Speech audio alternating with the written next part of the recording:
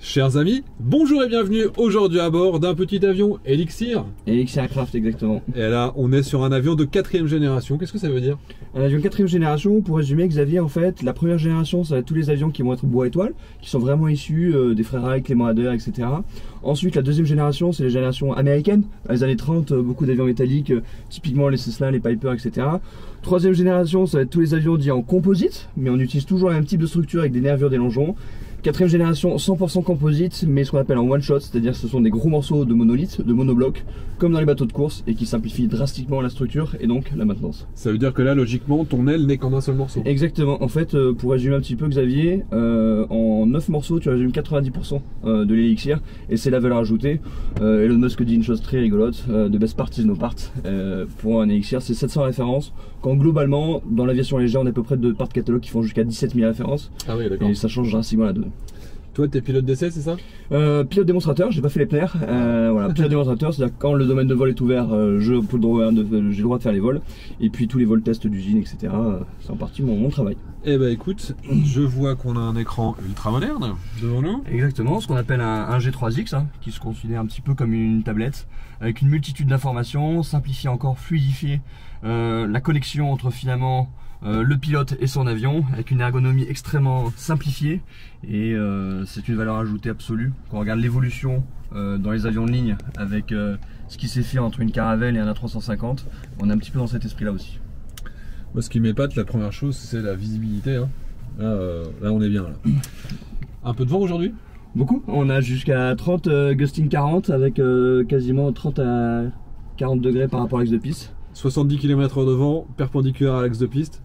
Parfait pour décoller. On va se régaler. Mais on va dans un coin qui est plus calme. On va à Clermont-Ferrand, on va être à l'abri des volcans. Allez, allez go.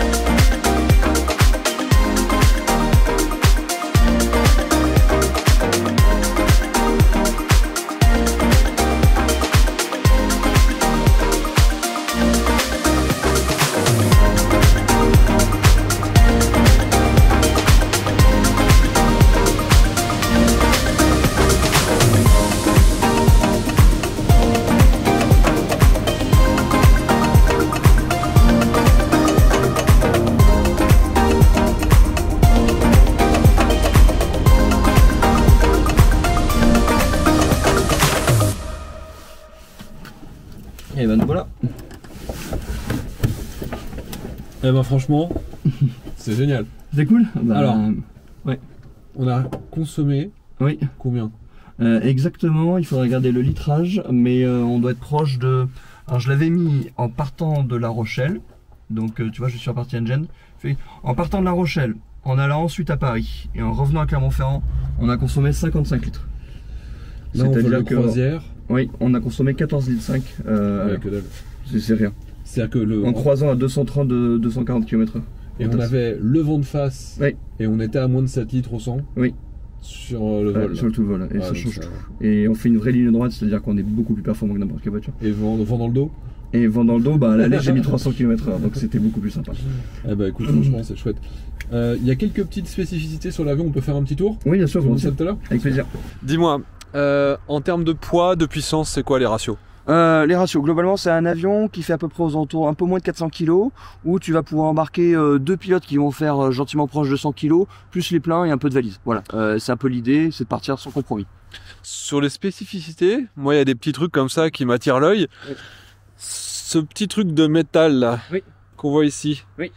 qu'est-ce que c'est? Ça fait partie des éléments qui sont pour protéger le pilote lors du décrochage. Il y a différentes spécificités. La première, si tu l'as vu à bord, c'est l'indicateur d'incidence, ce qui va permettre en fait de capturer toujours le moment du décrochage qui est l'incidence. Ensuite, il va y avoir bien évidemment l'alarme que tu vas entendre, qui est l'incidence également. Bien évidemment une cinématique que tu vas avoir au niveau des commandes, qui va faire que les commandes vont être plus lourdes au fur et à mesure où tu vas avoir une incidence plus forte. Et enfin, ça, c'est tout simplement pour décorréler les flux d'air à partir d'une certaine incidence et se créer une sorte de buffeting, c'est-à-dire un moment, une vibration au manche lorsque tu vas approcher du décrochage ou que tu es dans le décrochage. Excellent. Le pitot, il est où? Le pitot il est là-bas. Il sert aussi de sonde pour la partie d'incidence, c'est-à-dire que il y a ici la dynamique, ce qu'on va appeler, et puis juste dessous ici, tu vas avoir un petit capillaire qui va permettre en fait de faire le différentiel de pression, et c'est ça qui va être ton détecteur.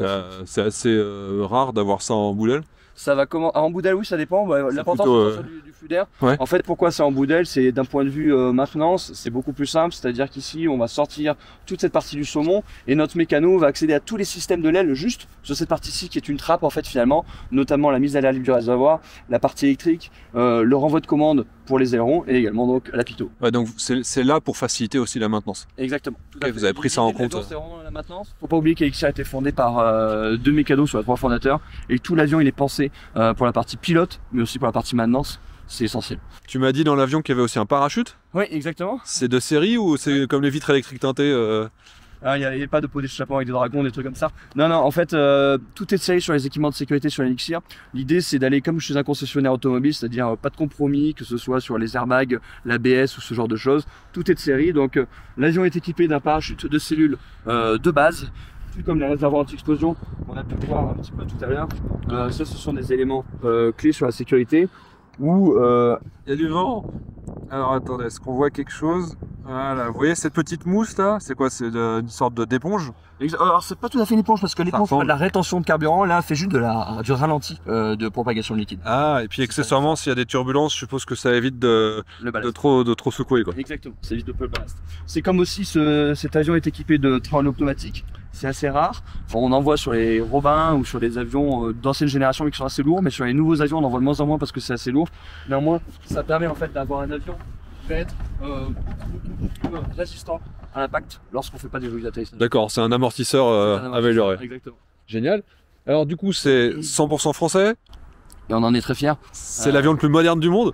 Alors, en tout cas, c'est le seul de 4e génération. C'est un des derniers qui soit certifié. La grande fierté, effectivement, c'est que tout est fabriqué en France et on se bagarre pour ça. Aujourd'hui, garder l'emploi, ça nous paraît essentiel.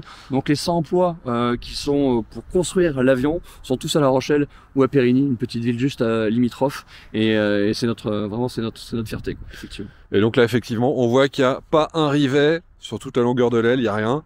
Et tu me disais même que même les volets, parce que moi j'ai fait bêtement, t'as vérifié tes volets à droite, moi j'ai dit bah sortie à gauche. Et en fait non, c'est qu'un seul axe. Tu as tout à fait raison et ta logique était bonne, c'est-à-dire est-ce que je sors les volets, est-ce que ça sort bien de manière symétrique, ce qui peut être une situation très dangereuse en avion. L'avantage d'avoir une aile one shot et la conception qui est un peu plus moderne, c'est-à-dire qu'en fait les volets sortent de manière symétrique forcément parce que c'est la même barre qui va descendre finalement les systèmes de volets. Donc là aussi, normalement s'ils sortent à gauche, ils sont sortis à droite. Alors il y a un vrai problème. Bon bah top. Bon, moi en tout cas, un élément marquant, c'est le confort. Il y a le pilotage automatique. Oui. En trajectoire, alors bon, le Garmin on est habitué, mais c'est vrai que c'est toujours sympa. Mais très stable. On a eu un vol côté quand même turbulent par moment. Oh oui. Voilà. On n'a pas rigolé. Mais on a bien compensé. Une visibilité qui est géniale. Alors moi je l'ai trouvé quand même silencieux. Oui, très silencieux. C'est un des avions qui émet le moins aujourd'hui en décibels et c'est très important, non seulement de par son moteur, de par son hélice, mais également aussi, et c'est très important de le signaler, le pot d'échappement qui est spécifiquement étudié, et puis son taux de montée, une fois qu'on est à l'intérieur, il faut penser aussi au riverain, parce qu'on n'a pas fait beaucoup d'efforts pendant des années pour notamment l'empreinte sonore, et c'est à nous de faire des efforts en tant que constructeur. Et comme l'avion monte beaucoup plus vite, beaucoup plus haut, bah, tout de suite il s'échappe en fait de nuisances sonores. Donc c'est bon pour les passagers et c'est bon pour les gens en dessous. Et c'est très important. Allez, et on consomme moins qu'en voiture, sans même compter qu'on fait des lignes droites, alors qu'une voiture, il y a quelques détours Et pas d'air d'autoroute. et des embouteillages.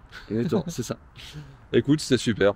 Un grand merci. Merci à toi Xavier. C'était vraiment un plaisir. Et puis on va aller voir tout à l'heure à l'intérieur, je vais te montrer un autre bel avion et je pense que... C'est pas fini, on va voir ça. À tout de suite. Alors Emmanuel, t'as mis tes habits de lumière? Alors de lumière je sais pas, mais... Comme tu es beau comme ça. Pilote, on va dire. Alors là, on est devant la version surboostée, c'est ça? Ouais, donc c'est le 915, c'est le plus gros moteur qui soit chez Rotax. Donc pour le coup, on arrive à avoir des performances complètement différentes et plutôt orientées sur du privé ou l'école américaine qui aime vraiment des performances assez remarquables. Parce que c'est un avion qui va jusqu'à 160 nœuds et c'est chouette déjà. 160 nœuds, donc c'est pour ça qu'on voit il y a des winglets sur les ailes, il y a des choses en plus? Voilà exactement l'idée de l'avion, même la grosse version. C'est en fait de poursuivre ce qu'on a, c'est-à-dire le spin resistance, c'est-à-dire contre la vrille inintentionnelle. Et pour ça, on va rajouter ce genre de petites subtilités qu'on voit sur le plus gros avion aussi. Et en fait, ça va permettre de mieux lutter contre les effets de couple qu'on va avoir sur l'hélice et notamment pour les décrochages motorisés. Donc c'est une petite astuce d'avionneur pour trouver sur la vrille. Donc c'est-à-dire que ça réduit la capacité de partir en vrille ou ça permet de garder la maîtrise malgré la vrille? En fait, l'idée du spin resistance, c'est de protéger le pilote contre la vrille intentionnelle. Pendant longtemps, que ce soit en tour de piste ou en basse hauteur ou quoi que ce soit, on peut avoir des problèmes de perte de contrôle en vol. Et cette petite astuce va permettre, notamment quand vous avez la bille qui se barre un petit peu à droite ou à gauche, etc., de permettre l'erreur en fait du pilote et de protéger un petit peu le pilote par rapport à ça. Alors il y a autre chose qui me choque ici, là c'est que finalement il y a une sorte de décrochage, ça correspond à quoi? C'est ce qu'on appelle un DLE en anglais. Ça veut dire qu'on va décaler en fait le leading edge, le bord d'attaque. C'est là encore une fois, c'est pour faire une cassure au niveau des flux d'air et notamment pour toujours être dans cet esprit de spin resistant. C'est exactement le même type de configuration qui prépare justement l'avion à avoir une aile beaucoup plus saine. Au niveau équipement, c'est le même que tout à l'heure? Non. Là, tu es sur une avionique donc, qui est complètement différente, qui va plutôt être portée sur une avionique qui sera le prototype de l'IFR, donc avec deux Garmin G3X, un GTN 750XI au milieu, et après toute une suite aussi Garmin bien étudiée. CR System notamment, et ils ont fait toute cette partie-ci là qui nous permet donc d'avoir un tableau qui est dédié et intégralement digital. Et c'est permettre encore une fois d'avoir un tableau de bord un peu plus on va dire. Mais tu veux être IFR ou c'est oui, ça s'en rapproche? À terme, donc c'est de proposer un avion qui sera le plus polyvalent possible. La polyvalence passera par la multiplication des missions et donc ça sera le NVFR évidemment et l'IFR. Le but c'est de toucher un maximum les écoles également et c'est un vrai atout. Énorme. Alors, tu veux juste me dire sur la boîte noire? Oui bien sûr, alors pour rappel un petit peu, donc l'avion il est équipé de tout un tas de systèmes pour vraiment protéger le pilote. En fait on prend le rapport du BEA, on essaye de répondre à toutes les lignes du rapport du BEA et il y en a une qui revient souvent, c'est dès qu'on n'a pas la restitution du pilote, on sait pas trop ce qui s'est passé, c'est assez terrible alors que pourtant dans les avions de ligne on a eu la culture vraiment de ce qui s'est passé, pour savoir ce qui s'est passé, pour savoir ce qui se passera demain et donc nous on a mis une boîte noire à l'intérieur, donc il ne fait pas voice recorder mais juste data recorder et c'est un vrai plus parce que ça fait une vraie restitution et demain s'il y a tel ou tel problème, que ce soit les assurances, que ce soit les écoles, que ce soit les particuliers, que ce soit tout le monde, l'avionneur en premier, il faut qu'on ait un retour. Donc là, c'est important aussi. Excellent. Toujours dans l'instrument de sécurité, on a mis ce qu'on appelle des volets double fente. L'intérêt des volets double fente, c'est de détruire une bonne partie de l'effet de sol. Souvent, le pilote, quand il arrive sur une piste un peu courte ou qu'il a un peu de vent dans le dos, il a tendance à avoir le mauvais réflexe, qui est pourtant l'antithèse de ce qu'on apprend en instruction, c'est-à-dire faire une remise de gaz et se représenter. Il a tendance à rendre du manche parce qu'il est sur un coussin d'air, parce qu'en fait, l'air va se retrouver coincé sous l'intrado du volet. Là, ce système, c'est ce qu'on va retrouver sur parfois les avions de ligne avec des foilers. Ça va laisser s'échapper le flux d'air, donc on réduit forcément le volume d'air qu'on va avoir dessous, le point d'aboutissement devient plus facilement le point de toucher, et ça sert aussi à recharger les extrados des volets, et donc à baisser la vitesse de décrochage. Ça c'est des éléments intéressants sur le volet double fente, qui sont eux aussi en one shot, donc la fameuse technique de faire une seule pièce, et c'est grâce au one shot qu'on arrive à faire ce genre de format de volet qui sont assez complexes mais super. Beaucoup d'avions, quand on va dans les aéroclubs, ils sont peut-être en fin de vie, là, se dire qu'il y a quand même une place pour vous? Oui, c'est vrai. En fait, si Xavier, tu feras un petit peu le calcul de quand les avions ont été fabriqués, globalement, ils sont tous issus des années 70-80 avec toujours la même technologie. C'est-à-dire que globalement, la majorité des avions arrivent à peu près à 50 ans de durée de vie. Ils sont en bout de course, bout de souffle, c'est le cas de le dire. tous les avions à peu près vont être renouvelés dans les 10 prochaines années et aujourd'hui aucun avionneur est vraiment câblé pour répondre à cette demande. Nous non plus. En fait aujourd'hui il faut être très clair, les avionneurs ne sont pas adaptés, il faudra des volumes qui sont absolument astronomiques et il va falloir se battre, accélérer les cadences. Aujourd'hui c'est superbe, on a signé à peu près un peu plus de 70 appareils. C'est un début qui est magnifique et qui est prometteur avec l'ouverture du marché américain puisqu'on a vendu nos 10 premières machines sur le continent américain. On a souvent dit vous allez voir les Américains, ils jurent que par l'icoming ou ils jurent que par ça, ce sont des gens qui sont assez conservateurs.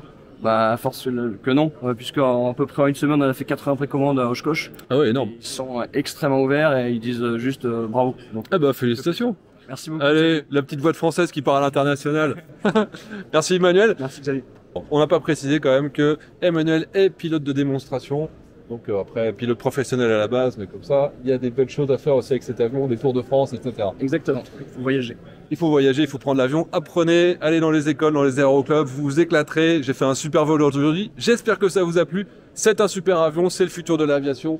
D'autre côté également, il y a l'aviation électrique. C'est pour un petit peu plus tard certainement, mais il travaille déjà à l'étape d'après à intégrer l'électricité, l'hydrogène, les carburants alternatifs durables. Donc ils sont déjà dans ces futures optiques de l'aviation décarbonée, qui fait moins de bruit, etc. Donc vraiment, moi j'ai pris beaucoup de plaisir pour faire ces vols. Faites de l'aviation locale générale et vous allez vous éclater. À bientôt.